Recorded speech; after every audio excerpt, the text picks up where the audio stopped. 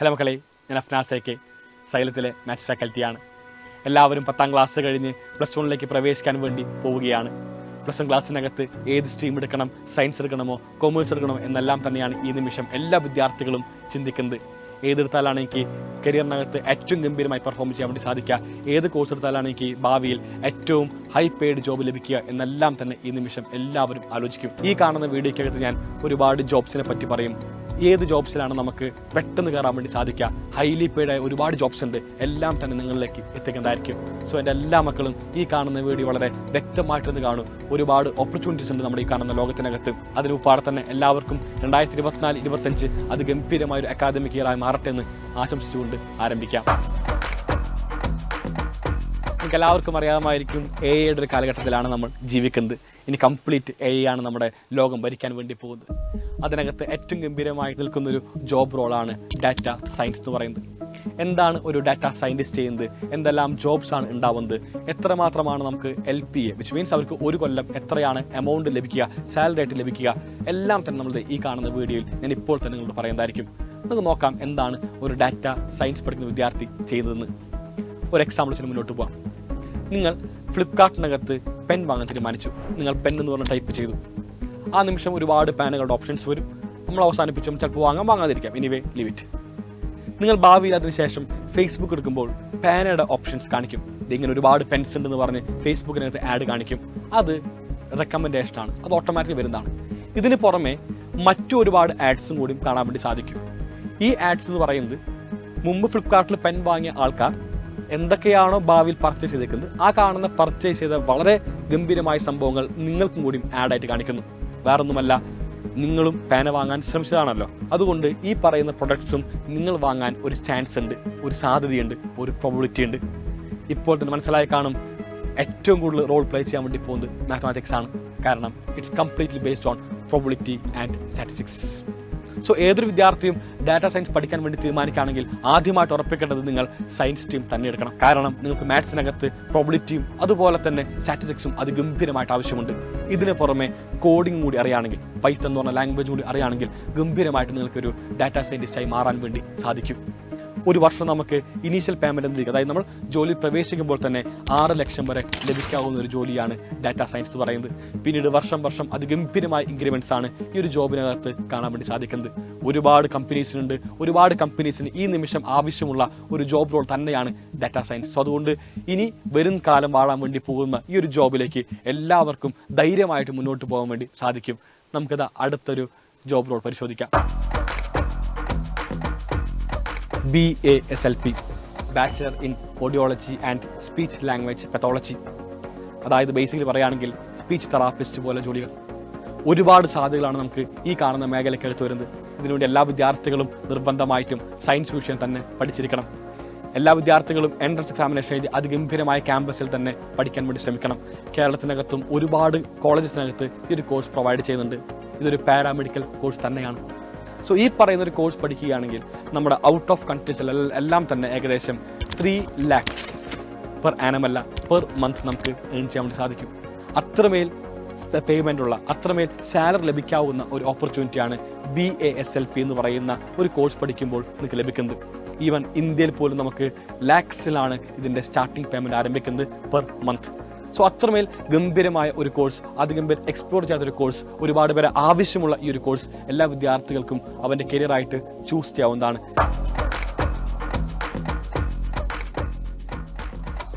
ഇനി നമ്മൾ പരിശോധിക്കാൻ വേണ്ടി പോകുന്നത് അടുത്തൊരു കോഴ്സ്. അത് കോഴ്സായിട്ടുപരി, അത് സാലറിയിലുപരി രാജ്യത്തിനെ സംരക്ഷിക്കാൻ വേണ്ടി, രാജ്യത്തിനെ പ്രൊട്ടക്റ്റ് ചെയ്യാൻ വേണ്ടി ഉള്ളൊരു കോഴ്സാണ്. മനസ്സിലാക്കുക എല്ലാവരും തന്നെ. ഒരുപാട് പേരുടെ ആഗ്രഹമായിരിക്കും ഇന്ത്യക്ക് വേണ്ടി സേവിക്കുക, ഇന്ത്യൻ ആർമിയിലുണ്ടാവുക, ഇന്ത്യൻ നേവിയിലുണ്ടാവുക, ഇന്ത്യൻ എയർഫോഴ്സിലുണ്ടാവുക. ഒരുപാട് പേരുടെ ആഗ്രഹം. ഏറ്റവും ചെറിയ പ്രായത്തിൽ തന്നെ ഇന്ത്യയിൽ തന്നെ ഏറ്റവും ഗംഭീരമായ സേനയിൽ ഏറ്റവും ഗംഭീരമായ പോസ്റ്റിനകത്ത് ഇരിക്കാൻ വേണ്ടി സാധിക്കുന്ന ഒരു കോഴ്സ് ഉണ്ട്, ഒരു എക്സാമിനേഷൻ. NDA, നാഷണൽ ഡിഫൻസ് അക്കാദമിക്കുള്ള പരീക്ഷ. 19 വയസ്സ് വരെ മാത്രമാണ് ഏത് വിദ്യാർത്ഥിക്കും ഈ ഒരു പരീക്ഷ എഴുതാൻ വേണ്ടി സാധിക്കുക. ഇന്ത്യൻ ആർമിയിലേക്കും ഇന്ത്യൻ എയർഫോഴ്സിലേക്കും ഇന്ത്യൻ നേവിയിലേക്കും എല്ലാം തന്നെ റിക്രൂട്ട്മെൻറ്റ് NDA എന്ന് പറയുന്നൊരു എക്സാമിനേഷൻ വഴി നമുക്ക് നേടാൻ വേണ്ടി സാധിക്കും. ഇത് ഒരാളും തന്നെ വീണ്ടും ആവർത്തിക്കുന്നു, ഒരു ജോബിലുപരി രാജ്യത്തിനെ സേവിക്കാനുള്ളൊരു അവസരമായിട്ടാണ് എടുക്കേണ്ടത്. പക്ഷേ പേയ്മെൻറ്റ് ഹൈ പേയ്മെൻറ്റ് തന്നെയാണ്, അതാരും നോക്കേണ്ടതില്ല. അതിലുപരി രാജ്യത്തിനെ സേവിക്കാനുള്ള ഒരു അവസരം എന്ന രീതിക്ക് മാത്രമാണിത് പരിശോധിക്കേണ്ടത്. NDA എക്സാമിനേഷൻ എഴുതുന്നതിന് വേണ്ടി ഏത് കോഴ്സാണ് പഠിക്കേണ്ടത്? നമ്മൾ സയൻസാണ്, കൊമേഴ്സാണ്? നിർബന്ധമായിട്ടും എല്ലാ വിദ്യാർത്ഥികളും സയൻസ് സ്ട്രീം തന്നെ എടുക്കണം. NDA എക്സാമിനേഷൻ എന്ന് പറയുമ്പോൾ അത് 3 ലെവലിലാണ് ഉണ്ടാവുക. ഒന്നാമത്തെ ലെവൽ റിട്ടൺ ടെസ്റ്റ്, രണ്ടാമത്തത് SSB ഇൻ്റർവ്യൂ ആൻഡ് മൂന്നാമത്തത് മെഡിക്കൽ ടെസ്റ്റ്. ഫസ്റ്റ് ലെവൽ എന്ന് പറയുമ്പോൾ റിട്ടൺ ടെസ്റ്റിനകത്ത് നമുക്ക് 2 പേപ്പേഴ്സ് ഉണ്ടാകും. ഒന്ന് മാത്സ് മാത്രം നിങ്ങൾക്ക് എന്താണ് ഒരു പേപ്പറായിട്ട് കാണാൻ വേണ്ടി സാധിക്കും. രണ്ടാമത്തത് ജനറൽ എബിലിറ്റിക്കകത്ത് നമുക്ക് GK ജനറൽ നോളജും വരുന്നതാണ്, അതുപോലെ തന്നെ ഇംഗ്ലീഷും വരുന്നതാണ്. സോ ഇത്തരത്തിലാണ് നമ്മുടെ NDAയുടെ റിട്ടൺ ടെസ്റ്റ് വരുന്നത്. ഇതിനുശേഷം SSBയുടെ ഇൻ്റർവ്യൂ ഉണ്ട്. One of the toughest interview എന്നാണ് SSBയുടെ ഇൻ്റർവ്യൂസിന് അറിയപ്പെടുന്നത്. അവസാനമായിട്ട് നമുക്ക് മെഡിക്കൽ ടെസ്റ്റ് കൂടിയുണ്ട്. ഇങ്ങനെയാണ് NDAയിലേക്ക് ആൾക്കാരെ റിക്രൂട്ട് ചെയ്യുന്നത്. NDA എന്ന് പറയുന്നത് നാഷണൽ ഡിഫൻസ് അക്കാദമിയാണ്. അതിനകത്ത് നമുക്ക് എന്താണ് കോഴ്സുകൾ ചൂസ് ചെയ്യാൻ വേണ്ടി സാധിക്കും. അത്തരത്തിലാണ് നമ്മൾ ട്രെയിൻ ചെയ്യുന്നത്. നമ്മൾ പഠിക്കുന്നു, കൂടുതൽ തന്നെ നമുക്ക് മിലിറ്ററിയിലെ വലിയ ഓഫീസറാകാൻ വേണ്ടി സാധിക്കുന്ന ഒരു കോഴ്സ് തന്നെയാണ് NDA പ്രൊവൈഡ് ചെയ്യുന്നത്. മനസ്സിലാക്കണം, ഒരുപാട് കോഴ്സുകളുണ്ട് നമുക്ക് ഭാവിയിൽ ചിലപ്പോൾ മിലിറ്ററിയിലെത്താനായിട്ട്. പക്ഷേ ഏറ്റവും ചെറിയ പ്രായത്തിൽ മിലിറ്ററിയിലെ ഹൈ പൊസിഷൻ വഹിക്കാൻ വേണ്ടി സാധിക്കുന്ന ഒറ്റ കോഴ്സേ ഉള്ളൂ, അതാണ് NDA പ്രൊവൈഡ് ചെയ്യുന്നത്. സോ എല്ലാ മക്കളും രാജ്യത്തിനെ സ്നേഹിക്കണം എന്ന്, രാജ്യത്തിനെ പ്രൊട്ടക്റ്റ് ചെയ്യണമെന്ന്, രാജ്യത്തിനെ സംരക്ഷിക്കണമെന്ന് ആഗ്രഹമുള്ള എല്ലാവരും തന്നെ ഈ പറയുന്ന എക്സാമിനേഷൻ നിർബന്ധമായിട്ടും എഴുതിയിരിക്കണം. +2 വരെ മാത്രമാണ് ഈ പരീക്ഷ എഴുതാൻ വേണ്ടി സാധിക്കുക. അതായത് 19 വയസ്സ് വരെ മാത്രം. 19 വയസ്സ് കഴിഞ്ഞാൽ ഈ കാണുന്ന പരീക്ഷ ആർക്കും തന്നെ എഴുതാൻ വേണ്ടി സാധിക്കുകയില്ല. എല്ലാവരുടെയും ആഗ്രഹമായിരിക്കും ഒരുപാട് യാത്ര ചെയ്യണം. യാത്ര ചെയ്തുകൊണ്ട് നമുക്ക് സമ്പാദിക്കാൻ വേണ്ടി സാധിക്കുമോ? ലോകത്ത് തന്നെ ഏറ്റവും അധികം നമുക്ക് സമ്പാദിക്കാൻ വേണ്ടി സാധിക്കുന്ന ഒരു ജോബ് ഓപ്പർച്യൂണിറ്റി മർച്ചൻറ്റ് നേവി. ഇതിനുവേണ്ടി എല്ലാ വിദ്യാർത്ഥികളും പഠിക്കേണ്ട കോഴ്സ് എന്ന് പറയുന്നത് ഫിസിക്സ്, കെമിസ്ട്രി, മാത്സ് ഉൾപ്പെടുന്ന സയൻസ് സ്ട്രീം തന്നെയാണ്. 2 രീതിക്കാണ് നമുക്ക് മർച്ചൻറ്റ് നേവിയിൽ ജോബ് നേടാൻ വേണ്ടി സാധിക്കാം. ഒന്ന്, +2 ശേഷം നമ്മൾ BTech ഇൻ മെക്കാനിക്കൽ എഞ്ചിനീയറിംഗ് എടുത്തതിന് ശേഷം 1 കൊല്ലത്തെ ഡിപ്ലോമ കോഴ്സ് ചെയ്യുക. അതുമല്ലെങ്കിൽ +2 ശേഷം നമുക്ക് IMU ഇന്ത്യൻ മാരിടൈം യൂണിവേഴ്സിറ്റി നടത്തുന്ന എൻട്രൻസ് എക്സാമിനേഷൻ CET എന്ന് പറയുന്ന എക്സാമിനേഷൻ എഴുതി IMUയിൽ പഠിക്കാനൊരു അവസരം. അവിടെ നമുക്ക് BSc നോട്ടിക്കൽ സയൻസോ അതുമല്ലെങ്കിൽ മറൈൻ എഞ്ചിനീയറിംഗോ പഠിക്കാൻ അവസരങ്ങളുണ്ട്. IMUവിൻ്റെ കീഴിൽ ഒരുപാട് ക്യാമ്പസുകളുണ്ട്. ഈ പറയുന്ന എല്ലാ ക്യാമ്പസുകൾക്കകത്തും പഠിക്കണമെങ്കിൽ നിങ്ങൾ നിർബന്ധമായിട്ടും CET എക്സാമിനേഷൻ എഴുതിയിരിക്കണം. സോ ട്രാവൽ ചെയ്യാൻ ആഗ്രഹിക്കുന്ന, ഒരുപാട് രാജ്യങ്ങൾ കാണാൻ വേണ്ടി സാധിക്കുന്ന നമുക്കൊരു ജോബ് ഓപ്പർച്യൂണിറ്റിയാണ്. അതും ഹൈലി പെയ്ഡ് ആയിട്ടാണ് ഈ ഒരു ജോബ് വരുന്നത്. അറൗണ്ട് മന്ത്ലി എന്ന് പറയുമ്പോൾ നിങ്ങളൊരു സെക്കൻഡ് എഞ്ചിനീയറൊക്കെ ആകുമ്പോൾ ലഭിക്കുന്നത് 3 to 5 lakhs ആണ് പെർ മന്ത്. ഇതിലുപരി ഏകദേശം ഒരു 5 മാസം ജോലി ചെയ്താൽ നമുക്ക് ഒരു 5 മാസത്തോളം നമുക്ക് റെസ്റ്റ് കിട്ടുന്ന ഒരു ജോബ് ഓപ്പർച്യൂണിറ്റി തന്നെയാണ് നമ്മുടെ മർച്ചൻറ്റ് നേവി എന്ന് പറയുന്നത്. കേരളത്തിൽ നമുക്ക് കുസാറ്റിനകത്ത് മെറൈൻ എഞ്ചിനീയറിംഗ് എന്ന് പറയുന്ന ഒരു കോഴ്സ് തന്നെ പ്രൊവൈഡ് ചെയ്യുന്നുണ്ട്. ഏറ്റവും ഗംഭീരമായ ക്യാമ്പസ് തന്നെയാണ് കുസാറ്റ്. സോ ആ ഒരു എൻട്രൻസ് എക്സാമിനേഷൻ, അതായത് IMUയുടെ CET എൻട്രൻസ് എക്സാമിനേഷൻ വഴി തന്നെയാണ് കുസാറ്റിനകത്തും മെറൈൻ എഞ്ചിനീയറിംഗിന് പ്രവേശിക്കുന്നത്. സോ ഒരു നല്ല യൂണിവേഴ്സിറ്റിയിൽ പഠിക്കണമെങ്കിൽ എല്ലാ വിദ്യാർത്ഥികളും CET എക്സാമിനേഷന് വേണ്ടി ഇപ്പോൾ തന്നെ പ്രിപ്പറേഷൻ ആരംഭിക്കണം. ഒറ്റ കാര്യം ഞാൻ പറയുന്നു, നിങ്ങൾക്ക് മാത്സ് ഗംഭീരമായിട്ട് അറിയണം. അത് നമ്മളൊരു ഇനീഷ്യലി കയറുമ്പോൾ മാത്രമല്ല, ഫ്യൂച്ചറിൽ നമുക്ക് സെക്കൻഡ് എഞ്ചിനീയറും ഫസ്റ്റ് എഞ്ചിനീയറും എല്ലാം ആവണമെങ്കിൽ തന്നെ ഒരുപാട് എക്സാംസ് എഴുതണം. ഈ പറയുന്ന എല്ലാ എക്സാംസിൻ്റെയും ഏറ്റവും ബേസ് എന്ന് പറയുന്നത് മാത്സ് തന്നെയാണ്. സോ മാത്സ് അത്രമേൽ ഇഷ്ടമുള്ള, അത്രമേൽ താല്പര്യമുള്ള വിദ്യാർത്ഥികൾ മാത്രമാണ്, ഞാൻ വീണ്ടും ആവർത്തിക്കുന്നു, മർച്ചൻറ്റ് നേവി എന്ന് പറയുന്ന ഓപ്ഷൻ ചൂസ് ചെയ്യാൻ വേണ്ടി സാധിക്കുള്ളൂ. High paid job with lot of travelling opportunity. എല്ലാവരും ഈ കാണുന്നൊരു അവസരം ഒരിക്കലും മിസ്സാക്കരുതെന്ന് തന്നെ പറഞ്ഞുകൊണ്ട് നമുക്ക് അടുത്തൊരു ജോബ് റോൾ പരിശോധിക്കാം. 5ാമത്തത് എല്ലാവർക്കും അറിയാവുന്നൊരു ഫീൽഡ് തന്നെ, BE പെട്രോ കെമിക്കൽ എഞ്ചിനീയറിംഗ്. പെട്രോളിയത്തിൻ്റെ കാലഘട്ടം കഴിഞ്ഞു, EVയുടെ കാലഘട്ടമാണ് വരാൻ വേണ്ടി പോകുന്നത് എന്നാണ് എല്ലാവരും പറയുന്നത്. പക്ഷേ ഒരു കാര്യം ഞാൻ പറയാം, ഇനിയും 400 വർഷം മേലെ നമ്മുടെ ഈ കാണുന്ന ലോകത്ത് എന്തായാലും പെട്രോളിയം എക്സിസ്റ്റ് ചെയ്യും. ഒരു ക്വിക്ക് ട്രാൻസ്ഫർ നമുക്ക് എന്തായാലും പെട്രോളിയത്തിൽ നിന്ന് EVയിലേക്ക് ഉണ്ടാവുകയില്ല. ട്രാൻസ്ഫർ ഉണ്ടാകും, അതൊരു സ്ലോ ട്രാൻസ്ഫർ ആയിരിക്കും. അതുകൊണ്ട് പെട്രോളിയം കരിയർ എന്ന് പറയുമ്പോൾ അത് നമ്മൾക്ക് വളരെ സേഫായിട്ട് തന്നെ ചൂസ് ചെയ്യാൻ വേണ്ടി സാധിക്കുന്ന ഒരു കരിയർ ഓപ്പർച്യൂണിറ്റി തന്നെയാണ്. ഏകദേശം 56 days നമ്മൾ ജോലി ചെയ്യണം ആൻഡ് 28 days ഓഫ്. 56-28 എന്ന് പറയുന്ന ഒരു ഓപ്ഷനാണ് ഇതിനകത്ത് ഉണ്ടാവുന്നത്. അപ്പോൾ ഒരുപാട് ജോലി സാധ്യതയുമുണ്ട്, അതുപോലെ തന്നെ ഒരുപാട് പേയ്മെൻറ്റ് ലഭിക്കുന്ന, ഒരുപാട് ലീവ് ലഭിക്കുന്ന ഒരു ഓപ്പർച്യൂണിറ്റി തന്നെയാണ് BE petrochemical engineering provide ചെയ്യുന്നത്. എല്ലാവരും മനസ്സിലാക്കണം, റെഗുലറായിരിക്കും ജോലി ഉണ്ടാവുക. അതുകൊണ്ട് കുറച്ച് റിസ്ക് എലമെൻസും ഇതിനകത്ത് ഉണ്ട്. റിസ്ക് ആയതുകൊണ്ടാണ് നമുക്ക് ഇത്രമേൽ ലീവുകളും ഇത്രമേൽ പേയ്മെൻറ്റ് നൽകുന്നത്. ഏകദേശം മന്തിൽ നമുക്ക് 3 to 4 lakhs വരെ സമ്പാദിക്കാൻ വേണ്ടി സാധിക്കും ഈ പറയുന്ന ഒരു കോഴ്സ് നമ്മൾ പഠിച്ച് ഈ കാണുന്ന റിഗിൽ പ്രവേശിക്കുകയാണെങ്കിൽ. എല്ലാവർക്കും വിശ്വസിച്ച് തന്നെ പോകാൻ വേണ്ടി സാധിക്കുന്ന ഒരു മേഖല തന്നെയാണ് പെട്രോ കെമിക്കൽ എഞ്ചിനീയറിംഗ്. എന്തായാലും ചൂസ് ചെയ്തോളൂ, യാതൊരു പേടിയും വേണ്ട. ഒരുപാട് പേർ പെട്രോളിയത്തിൻ്റെ കാലഘട്ടം കഴിഞ്ഞു എന്ന് പറഞ്ഞാലും വീണ്ടും ഉറപ്പിക്കുന്നു, കഴിഞ്ഞിട്ടില്ല. ഇനിയും അതിന് അവസരങ്ങൾ ഒരുപാട് ബാക്കിയുണ്ട്. ഈ ഒരു കോഴ്സ് എടുക്കാൻ താല്പര്യപ്പെടുന്നവർ ഒരു കാര്യം കൂടി ശ്രദ്ധിക്കണം. നിങ്ങൾക്ക് കെമിസ്ട്രി ഇഷ്ടമാണോ? It's purely based on chemistry. എൻ്റെ ഒരുപാട് സുഹൃത്തുക്കൾ ഈ നിലവിൽ പെട്രോ കെമിക്കൽ എഞ്ചിനീയറിംഗ് പഠിച്ച് അതിനുശേഷം റിഗിനകത്ത് വർക്ക് ചെയ്യുന്നുണ്ട്. ഈ പറയുന്ന എല്ലാവരും തന്നെ പറയുന്ന ഒറ്റ കാര്യമാണ്, ഏറ്റവും അധികം അറിഞ്ഞിരിക്കേണ്ട ഒരു കാര്യം എന്ന് പറഞ്ഞാൽ അത് കെമിസ്ട്രി തന്നെയാണ്. പഠിക്കുമ്പോൾ ആയിക്കോട്ടെ, പിന്നീട് വർക്ക് ചെയ്യുമ്പോൾ ആയിക്കോട്ടെ, എല്ലാത്തിനും ഏറ്റവും അധികം ആവശ്യം കെമിസ്ട്രിയാണ്. സോ കെമിസ്ട്രി താല്പര്യമുള്ള വിദ്യാർത്ഥികൾ മാത്രമാണ് എന്തായാലും പെട്രോ കെമിക്കൽ എഞ്ചിനീയറിംഗ് എന്ന് പറയുന്ന കോഴ്സിലേക്ക് പ്രവേശിക്കാൻ പാടുള്ളൂ. 6ാമത്തെ കോഴ്സ് പരിശോധിക്കാം. ഏറ്റവും ചെറിയ പ്രായത്തിൽ ജോബ് നേടാൻ എങ്ങനെയാണ് സാധിക്കുക? 21ാം വയസ്സിൽ നമുക്ക് ഏറ്റവും വലിയ സാലറിയിൽ ജോബ് നേടാൻ വേണ്ടി സാധിക്കുമോ എന്ന് എല്ലാവരും ചിന്തിക്കും. അതായത് +2 കഴിഞ്ഞ് 3 കൊല്ലം. നിങ്ങൾ ആലോചിക്കുക, ഒരുപാട് ജോബിന് വേണ്ടി നമ്മൾ ഒരുപാട് കാലഘട്ടം പഠിക്കേണ്ട ആവശ്യമുണ്ട്. പക്ഷേ ചില കോഴ്സിന് നമുക്ക് വളരെ ചുരുങ്ങിയ സമയം മാത്രം പഠിച്ച് വളരെ ചെറിയ വയസ്സിൽ തന്നെ ഏറ്റവും ഹൈ പേയ്മെൻറ്റിൽ നേടാൻ വേണ്ടി സാധിക്കും. അങ്ങനത്തെ ഒരു കരിയർ തന്നെയാണ് മക്കളെ CA, CMA, ACCA പ്രൊവൈഡ് ചെയ്യുന്നത്. ഇതിനു വേണ്ടി നിങ്ങൾ കൊമേഴ്സ് തന്നെ പഠിക്കണമോ അല്ലെങ്കിൽ സയൻസ് എടുത്താൽ സാധിക്കുമോ എന്നെല്ലാം തന്നെ ചോദിക്കാം. സയൻസ് എടുത്ത വിദ്യാർത്ഥികൾക്ക് ഈ പറയുന്ന എല്ലാതും ചെയ്യാൻ വേണ്ടി സാധിക്കും. ACCA, CSCA മുതലായിട്ടുള്ള എല്ലാ കോഴ്സുകളും നമുക്ക് ചെയ്യാൻ വേണ്ടി സാധിക്കും നിങ്ങൾ സയൻസ് സ്ട്രീം എടുത്തു കഴിഞ്ഞാലും. എന്ന് കരുതി ഞാൻ ഒരിക്കലും പറയില്ല നിങ്ങൾ കൊമേഴ്സ് എടുക്കരുതെന്ന്. നിങ്ങളുടെ മേഖല നിങ്ങൾ ഫിക്സ് ചെയ്തു, ഓക്കെ എനിക്ക് ACCAയിൽ പോകണം, എനിക്ക് CAക്ക് പോകണം, എനിക്ക് CMAക്ക് പോകണം, അങ്ങനെയാണെങ്കിൽ നിങ്ങൾ കൊമേഴ്സ് തന്നെ പഠിച്ചാൽ മതി, നോ ഡൗട്ട് ഇൻ ഇറ്റ്. പക്ഷേ ഒരു അഡ്വൈസ് ഞാൻ പറയാം, നിങ്ങൾ കൊമേഴ്സ് മാത്സ് പഠിക്കാൻ വേണ്ടി ശ്രമിക്കാം. കാരണം നമ്മൾക്ക് CAക്കകത്ത് അതിൻ്റെ ഫൗണ്ടേഷൻ പേപ്പറിനകത്ത് വരുമ്പോൾ മാത്തമാറ്റിക്സ് ഒരു പേപ്പറാണ്. അപ്പോൾ ആ കാണുന്ന പേപ്പേഴ്സ് എല്ലാം ഈസി ആക്കുന്നതിന് വേണ്ടി എല്ലാ മക്കളും പറ്റുകയാണെങ്കിൽ കൊമേഴ്സ് മേഖലയ്ക്ക് തിരിയുകയാണെങ്കിൽ കൊമേഴ്സ് വിത്ത് മാത്സ് തന്നെ പഠിക്കാൻ വേണ്ടി ശ്രമിക്കുക. അതാണ് കമ്പാരിറ്റീവ്ലി നമുക്ക് ഈസി ആയിട്ട് മാറുക. കൊമേഴ്സിൽ നമുക്ക് പല വിഭാഗങ്ങൾ വരുന്നുണ്ട്. നമ്മുടെ +1+2 സ്ട്രീമിനകത്ത് കൊമേഴ്സ് വിത്ത് കമ്പ്യൂട്ടർ സയൻസ് വരുന്നുണ്ട്, CA.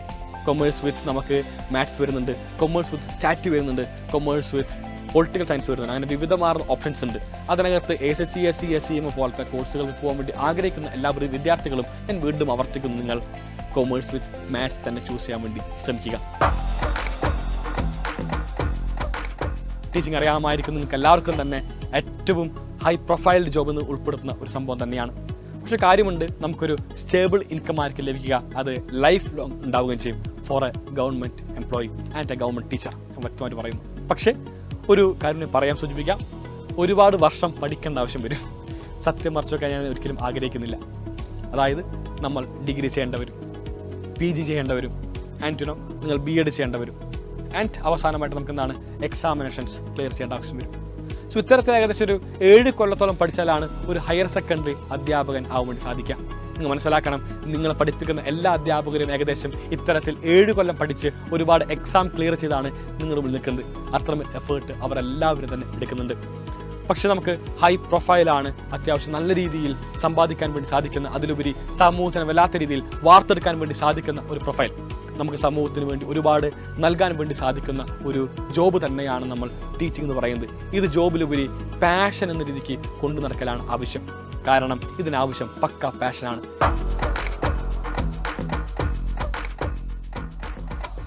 ഇതിന് പുറമെ മറ്റു ജോബ് റോൾസ് തന്നെയാണ് നമ്മൾ LLB വക്കീലാവെന്ന് പറയുമ്പോൾ. ഒരുപാട് റിസ്ക് എലമെന്റ്സ് ഇതിനകത്തുണ്ട്. കാരണം ഒരുപാട് വക്കീലന്മാരാണ്, ഒരുപാട് LLB പാസ് ഔട്ട്സ് ആണ് നമുക്ക് നിലവിൽ കാണാൻ വേണ്ടി സാധിക്കാം. പക്ഷേ ഓപ്പർച്യൂണിറ്റീസ് അത്രമേൽ തന്നെ ഇല്ല. എന്നാൽ തന്നെയും ഈ ഒരു സിറ്റുവേഷനകത്ത് കമ്പനി ലോയേഴ്സ് എല്ലാം തന്നെ ആവശ്യമുണ്ട്. കമ്പനി ലോയേഴ്സിന് ആവശ്യമുള്ളത് കൊണ്ട് നമുക്ക് ഒരുപാട് കമ്പനീസ് വർക്ക് ചെയ്യാൻ വേണ്ടി സാധിക്കും. ഇതിന് പുറമെ കോടതിയിൽ പ്രാക്ടീസ് ചെയ്യാൻ വേണ്ടി സാധിക്കും. ഒരുപാട് അത്തരത്തിലുള്ള ഓപ്പർച്യൂണിറ്റീസ് നമുക്ക് നിലവിൽ വരുന്നുണ്ട്.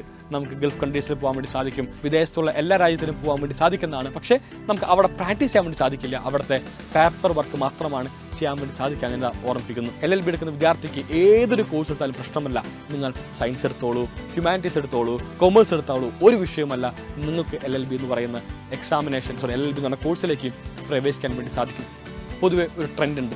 UPSCക്ക് പഠിക്കുന്ന ഏകദേശം എല്ലാവരും തന്നെ ചെയ്യുന്നൊരു കോഴ്സാണ് LLB. എന്തുകൊണ്ട് ഒരു ചോദ്യം. UPSCയിൽ നമുക്ക് വരുന്ന സിലബസിനകത്ത് ഏറ്റവും അധികം ഓവർലാപ്പ് ചെയ്യപ്പെടുന്ന ഒരു വിഷയമാണ് ലോ എന്ന് പറയുന്നത്. കോൺസ്റ്റിറ്റ്യൂഷൻ പഠിക്കാനും അത്രമേലുണ്ട്.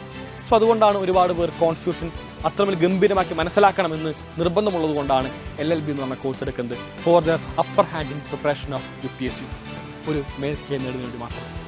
സോ ഇത് എല്ലാവരും ഒന്ന് മനസ്സിലാക്കുക.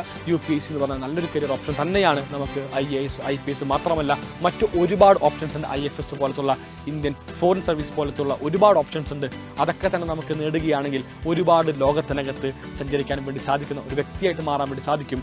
UPSCയെ പറ്റി വളരെ വ്യക്തമായിട്ട് എല്ലാവരും ഡീപ്പായിട്ട് പഠിക്കണം. അതിനുവേണ്ടി മറ്റു വീഡിയോസുമായിട്ട് ഞാൻ എന്തായാലും പിന്നീട് നിങ്ങളിലേക്ക് വരാം.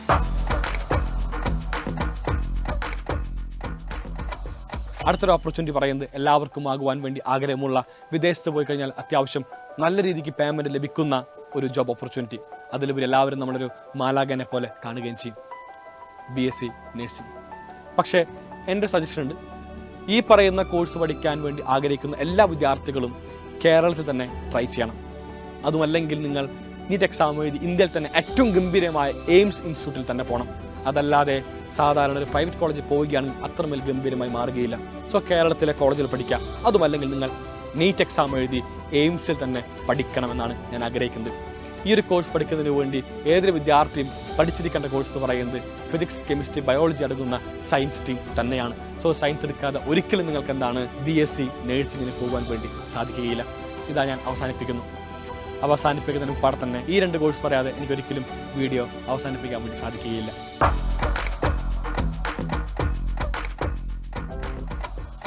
BTech and MBBS. എത്രമേൽ ജോബ് ഓപ്പർച്യൂണിറ്റി പറഞ്ഞാലും BTechനും MBBSൻ്റെ തട്ടും എക്കാലവും താഴ്ന്നു തന്നെ ഇരിക്കും. നിങ്ങൾക്കറിയാമായിരിക്കും, AI കാലഘട്ടമാണ്. എന്നാൽ തന്നെയും IT മേഖല അത്രമേലൊരു ബൂമിലാണ് ഈ നിമിഷം നിൽക്കുന്നത്. ഏറ്റവും അധികം ഓപ്പർച്യൂണിറ്റി നിലവിൽ വരുന്നൊരു ഭാഗം തന്നെയാണ് IT മേഖല.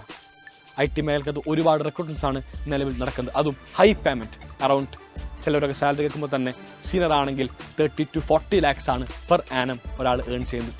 അപ്പോൾ അത്രമേൽ ഓപ്പർച്യൂണിറ്റി ഉള്ള, അത്രമേൽ സാധ്യതയുള്ള, അത്രമേൽ പേയ്മെൻറ്റ് നേടാൻ വേണ്ടി സാധിക്കുന്ന ഒരു കരിയർ ഓപ്ഷൻ തന്നെയാണ് നമ്മൾ BTech എന്ന് പറയുന്നത്. BTech പഠിക്കുമ്പോൾ ഏറ്റവും ഗംഭീരമായ ക്യാമ്പസിനകത്ത് പഠിക്കാൻ വേണ്ടി എല്ലാ വിദ്യാർത്ഥികളും ശ്രദ്ധിക്കണം. അതായത് IIT പോലത്തെ ക്യാമ്പസുകൾക്കകത്ത്, അതല്ലെങ്കിൽ ഒരു ഗവൺമെൻറ് എഞ്ചിനീയറിംഗ് കോളേജ്, നമ്മുടെ ട്രിവാൻഡ്രത്തുള്ള CET ക്യാമ്പസ്, അതുമല്ലെങ്കിൽ തൃശ്ശൂരുള്ള GEC ക്യാമ്പസ്, ഇത്തരത്തിലുള്ള ഗംഭീരമായ ക്യാമ്പസിനകത്ത് പഠിക്കാൻ വേണ്ടി ശ്രമിക്കണം. ഒരു പ്രൈവറ്റ് കോളേജിൽ നമ്മൾ ഒതുങ്ങി കൂടുകയാണെങ്കിൽ നമ്മുടെ ഓപ്പർച്യൂണിറ്റി കുറയും. ഇപ്പോൾ എന്തുകൊണ്ട് BTechകാർക്ക് ജോലിയില്ല എന്ന് പറയുന്നു? അത് വേറൊന്നുമല്ല, ഒരുപാട് പ്രൈവറ്റ് കോളേജസ് ഉണ്ട്, അപ്പോൾ ഒരുപാട് കോമ്പറ്റീഷൻ ഉണ്ട്. പക്ഷെ നമ്മൾ ഒരു നല്ല ക്യാമ്പസിനകത്ത് പഠിക്കുകയാണെങ്കിൽ, ഒരു IIT പഠിക്കുകയാണെങ്കിൽ, ഒരു NIT പഠിക്കുകയാണെങ്കിൽ മക്കളെ, ഇപ്പോഴും ഏറ്റവും അധികം നമുക്ക് ഓപ്പർച്യൂണിറ്റീസ് ഉള്ള, ഏറ്റവും അധികം സാലറിയിൽ പ്ലേസ്മെൻറ്റ് ലഭിക്കാവുന്ന ഒരു മേഖല തന്നെയാണ് BTech. 1 crore വരെ പ്ലേസ്മെൻറ്റ് ലഭിക്കുന്ന മേഖല. അവസാനമായിട്ട് MBBS, ഒരിക്കലും നമുക്ക് അവസാനിക്കാത്ത കോഴ്സ്, എക്കാലവും ആവശ്യമുള്ള കോഴ്സ്. ഇപ്പോഴും ഇന്ത്യക്കകത്ത് മനുഷ്യന്മാരുടെ ശരാശരി അനുസരിച്ച് ഡോക്ടർമാർ ഇല്ല.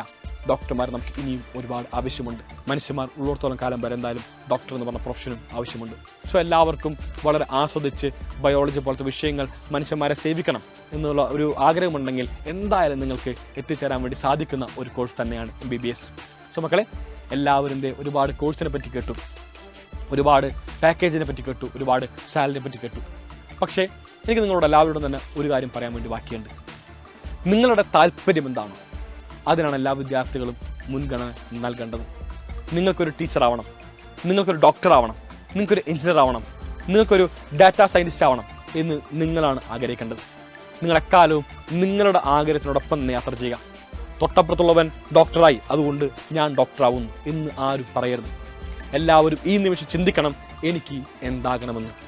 ആ ഒരു ആഗ്രഹത്തിലേക്കുള്ള യാത്രയാണ് നിങ്ങൾ ഈ നിമിഷം ആരംഭിക്കേണ്ടത്. നമ്മൾ ഒരിക്കലും വൈകിയിട്ടില്ല.